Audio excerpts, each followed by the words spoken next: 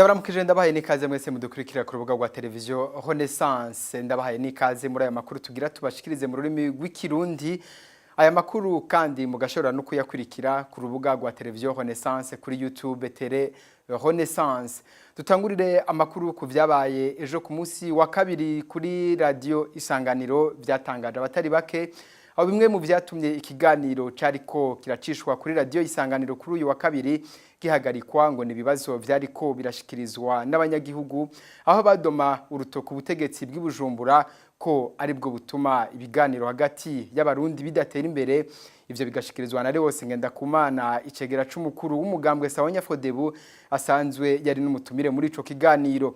Ngendakumana Leonce akemeza ko abanyagihugu bashikirije batajya umunwa ko aho basaba leta ko yo kwitaba ivyo biganiro kugira igihugu cogorore. Umviriza Leonce Ngendakumana. Ibyabaye nakayobera abahinga kugira ngo abantu baca bumva yuko kwa kwidegembya kwa gushikiriza ibyo umuntu agona mu mwidegembyo atagitsure ko bikiri ku kwezi. Ko byagenze rero nuko badutumye ko mu kiganiro kikabimara ikiganiro gica ku radio ubwo nyene gaca gishikira n'abanyagihugu nyene bya biganiro bita indirect, ariko mu leta yari yarataye kuziriyandagaza ngo ibiganiro indirect ibiganiro bica bishikira abanyagihugu nyene n'ibyoza biraba kugira aba bantu batere nk'igitsure babibahinduze byo badashima. Ngo rero turagenda turatangura ikiganiro ariko tuganira ku bijanye ko wahimirije ibiganiro akatubaza cyo twoba twizeye tubona cyovamwo niba baje muri ibyo biganiro bafite ishaka ryo kugira ngo ibibazo bigeramiye abanyagihugu igihugu n'abanyagihugu ko bishobora gutora umuti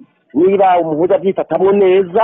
Hanyuma rero twebwe ntabwo twamenye neza ingene byagenze kurumva twebwe twari imbere mu radio turiko turaganira hanyuma tubona bariko baratuganiriza abamenyesha amakuru bo barabona muri kabine tubona bariko basa n'abihagarika mu kanya tubona wari yaserukiye leta hagati y'ingo hagati mu gihugu mbona nari waserukira leta niyo tugiye Arusha tubona arasohotse aciye aragaruka aca aratekera ibintu ikiganiro twumva ikiganiro kirabandanya hagiye n'imiziki turamubaza tuti none kugiye ikiganiro kitarahera bigenze gute ngo reka ngo ni urgence ngo ni ibintu byihuta. Dusohotse rero ne twamenye neza yuko hari imodoka y'igipolisi yazivuze induru ngo abantu bariko bavugira he ngo bari mu biki. Ariko nibaza ico cyarateye ingorane nibyo abanyagihugu bashikirije ko two bari batumenyereye. Hari abanyagihugu babajijwe baravuga bati mwabantu mwe muri leta namwe mwanyapolitike ikigongwe yakuza muravuga ko hari amahoro biravuga muravuga ko ibintu bimeze neza mu gihugu bimeze nabi genda muganire mwicare inyungu zanyu mukuremwe mwumve ko igihugu kimerewe nabi ko abanyagihugu bamerewe nabi. Ubu abanyagihugu rero nabo bari babajijwe ngiranije rero byateye ingorane benshi bamenya ingene byagenze nuko twasohotse na mugenzi wacu ariko turamurondera turamubura banatubwira ko atanagiye no mu modoka yiwe. Nahera mu telefone ndamaza nde ejo byagenze gute akamera ngo yakenewe ahandi hantu gihu niyo nyishu turamenya rero ibyari byo mugo cyo turatekeka ko badakeneye kumva ko abanyagihugu benshi hirya no hino mu mihingo y'igihugu bazi neza ingene leta iri kwiyakwega amaguru bumva ingene leta ariyo iri kwiradindiza ibiganiro badashaka ko n'amahoro n'umutekano ugaruka mu gihugu umwizero ko ugaruka mu gihugu n'aratari ba telefone bo nyene ubabaze n'uwo gusigurira ingene byagenze. Uyo munyepolitike asigura ko ivyaraye bibaye vyerekana neza na neza ko ubutegetsi bw'Ibujumbura butifuza na gato ko abanyagihugu bishira bakizana mu gushikiriza ivyumviro vyabo n'ubunyene. Leonce Ngendakumana. Ikiguro ya mbere ni ubwoba bw'abari muri leta bumvise yuko ibyo banyegeza n'abanyagihugu babizi igiye kuja habona nuko rero bavuga bati none tuzonyegeza ibintu gushika ryari. Insiguro ya kabiri yerekana neza yuko batifuza ko abanyagihugu bishira bakizana mu gushikiriza ibyo biyumvira. Abanyagihugu badafite ububasha bwo kumenya ibiriko biraba mu gihugu, ibiriko birakorwa na leta, ibiriko birakorwa n'imigambwe, ibiriko birakorwa n'amashirahamwe yigenga, ntibashaka ko biza biramenyekana. Ni kuvuga yuko turacari muri za ntwaro z'umusunikano aho umuntu atishira ngo yizane, aho umuntu adaserura iryagona atangomanzi kuko simbona ikindi coba carabateye kuja guhagarika icyo kiganiro kuko baba bariko bakeneye umuntu wabo tuvuge yuko bari bamukeneye mu bindi bintu byihuta nk'uko abivuga ariko reka basigaye twari abantu barenga batanu tukabandanya ikiganiro kibandanya ariko twasanze mu radio cyari guhagarara na directeur araza n'abandi bakorana ngo reka nimubandanye urumva rero habaye iterabwoba ibyo ari byo byose ibyo rero insiguro turiha nuko turi mu gihugu dushaka kwinjira muri demokarasi mugabo abari ku butegetsi badashaka kwinjira mu ngwari ya demokarasi. Leo Singendakumana akaba ari cegera corongoye umugambwe Sawanya Fodebu tukaba twamurose ku murongo wa telefone. Ivyabereye rero kuri Radio Isanganiro vyababaje abatari bake utanguriye kubamenyesha makuru bwabo kugurongoye runani rw'abamenyesha makuru ibeji mu Burundi. Ico n'ikindi kimenyetso cyo gukora umwuga mu Burundi cerekana ko gukora umwuga mu Burundi atabwisanzure bukirimwo. Alexandre Niyungeko ati abahagwira mu mporero sabamenyesha makuru gusa eka n'abasanzwe bumviriza ayo makuru barahagwa.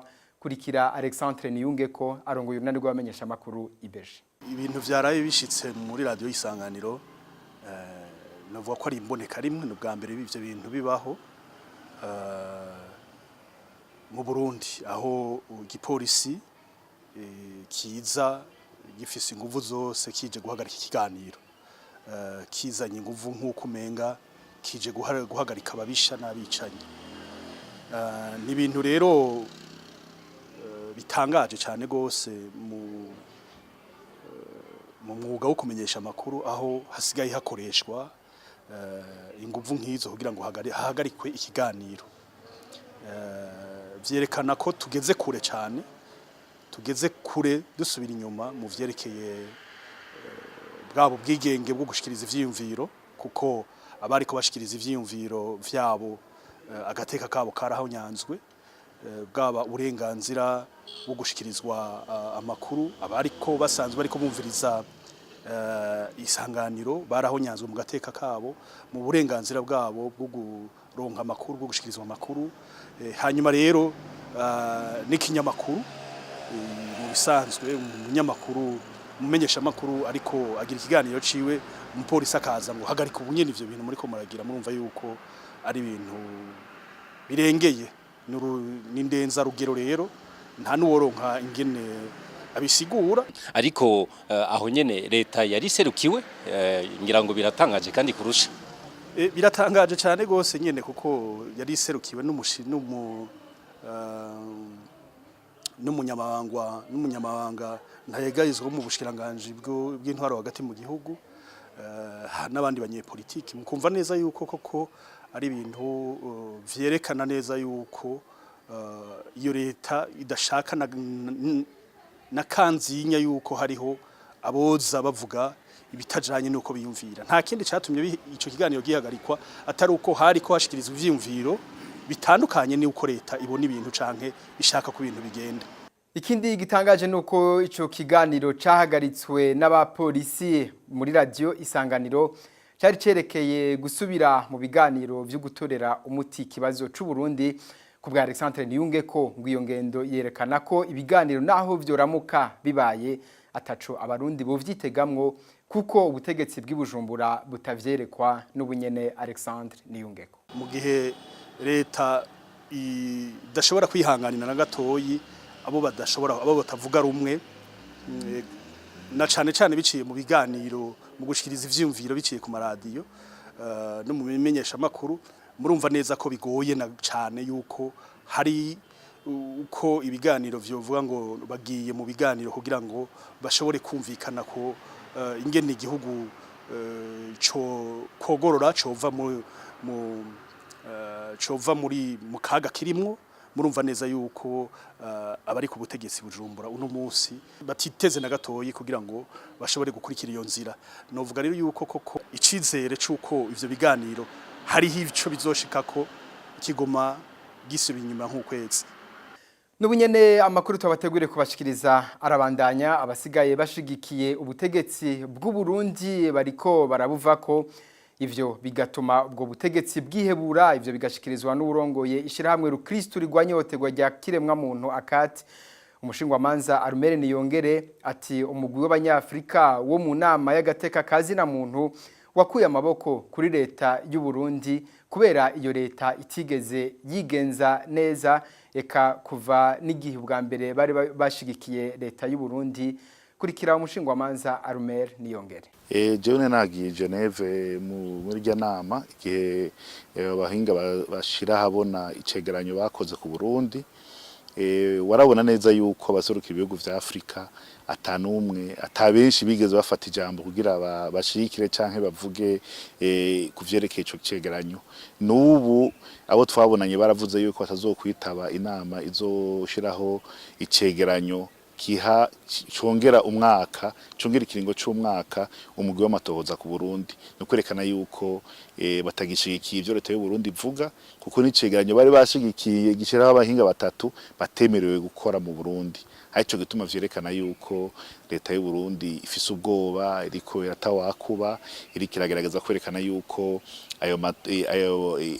iyo resolution cyo cemezo mu gihe cojaho leta y'u Burundi yoca yikura muri ico gisata cy'agace kazi na muntu mugabo byose ni kwerekana yuko bafise ubwoba bafise ivyo banyegeza bafise ivyo batinya bishobora kubakurikirana. Tubandanye aya makuru n'amakuru avugwa mu gisata c'imibano n'ubutunzi abarundi kazi bahungiye mu gisagara ca Nyamata ni mu buseruko bw'igihugu c'u Rwanda bariko bariyungunganya kugira babesheho imiryango yabo biciye mu budandaji bw'utuntu duto duto bakashobora gufasha abatambukanye babo mu buzima bwo mu buhungiro. Inkuru twateguriwe na mugenzi wacu Darlene Irakoze. Turi mu gisagara c'Inyamata kimwe mu bisagara bicumbitswemwo impunzi z'abarundi zitari nke.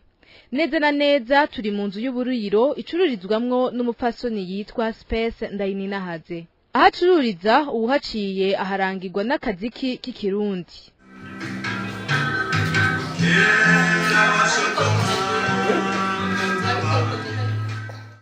Space rero adandaza ibintu bijanye n'amazi, amagi, amaju n'ibindi binyobwa bitandukanye. Ngo kubwiwe ngo uyo mwuga uramufasha cane kuko ashobora kuva muhira bikamutuma atiranda ngo abone ko amerewe nabi cane. Kabuhunzi iyo uri muhira atakintu uri kurakora biratuma wiyumvira cane ugatuma ubona yuko wamerewe nabi cane, ariko hano waje naho wocuruza naho woronka bakiriya bake birafasha kuva muhira.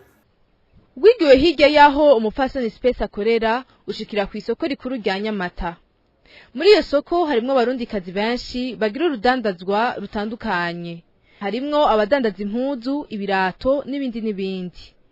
Ni nk'uwo adandaza ibirato kubwiwe ngo naho ahakura inyungu nke ngo bimusumbira kwirirwa muhira agakora kugira ashobore kubaho no kubeshaho umuryango. Nabonye yuko umuntu yoshobora kurondera ikintu akora kugira abesheho umuryango kugira dushobore kubaho nukushaka utuntu dukora nubwo ari duke nyene turakora kugira dushobore kubona uko tubaho. Ariko rero ngo nubwo abo bakenyezi bakora ivyo bashoboye kugira bashobore kubeshaho imiryango yabo babicishije muri urwo rudandazwa rwabo ngo bahura n'ibibazo bimwe bimwe muri iyo myuga nk'uko uyu mupfasoni abitubwira. Rero dusanga dufise umutahe muto ugasanga turiko turakora byo kwishura inzu n'amakori biragoye kuko dusanzwe tuyishura n'amakori atari make. Ibindi bibazo nk'abadandaza dukunda guhura naco haraho usanga bo mukorera hafi bo bashobora nko kwishikira nko mu Uganda kwirangurira twege mugoraze ko turi impunzi dushaka gusohoka igihugu ngo dushikeyo kuko babizana kuri make ugasanga biraborohera natwe tukarangura kuri abo nyene canke tukashika Kigali gusa ntitwarengana. Uyu mukenyezi akabandanya asaba HCR yuko yobaronsa impapuro z'ingendo kugira ngo bashobore kuja kurangura hanze gutyo akunguko kabo kakongerekana. Tusaba yuko boturosa ukuntu natwe twoshika iyo abandi bashika kugira turangure. Abo bakenyezi bakora iyo myuga ngo babikorana n'abafasha babo kugira bashobore kubaho no kubeshaho imiryango yabo bakanamenyesha kandi ko babibangikanya n'ivyo mu rugo bitabagoye. Turangirize aya makuru ku makuru avugwa mu karere. Umukuru w'igihugu ca Kongo Joseph Kabila ariyamiriza ukwivanga mu biraba igihugu ciwe gusa biranga ibihugu bimwe bimwe mu bigize ishirahamwe mpuzamakungu ONU agasaba ashimitse kandi ko ishirahamwe ONU ko ritohirahira ngo givange mu bijanye n'amatora. Agorongera kandi agasaba ko inteko za MONUSCO zimaze imyaka hafi 20 ziri mu gihugu ca Kongo zokinjura kuko ataco zikimariye ico gihugu. Kurikira Joseph Kabila arongoye igihugu ca Kongo. Nous ne saurons pas faire de l'ONU. Ishirahamwe mpuzamakungoni rifata minenegwe canke rikirengagiza ingendo y'ibihugu bimwe bimwe vyimvanga muri politike z'imbere mu bindi bihugu. Ivyo bigakorwa habonyanzwe amategeko ngenderwa ko iryo shirahamwe. Ngivyo bituma igihugu canje ciyamiriza kandi gihakaniye uwo wese yoshaka kwivanga mu itunganywa ry'amatora ririko rirakogwa, haba no mu vyo gutanga uburyo bwose bukenewe. Turavye imyaka 20 heze harungitswe inteko za ONU mu gihugu cacu, bivanye kandi nuko atakintu kiboneka izo nteko zakoze. Leta ndongoye irasubiye gusaba ishimitse ko hotangura mu maguru mashasha gutahukanwa iwabo kwizo ngabo de cette force multilatérale. Joseph Kabila akaba yasubiwemwo mu Kirundi na mugenzi wacu Thierry. Nero ngaha duciye turangiriza amakuru twateguye kubashikiriza. Mwakoze mwese mwadukurikiye, tuzosubira ku isango rizokurikira.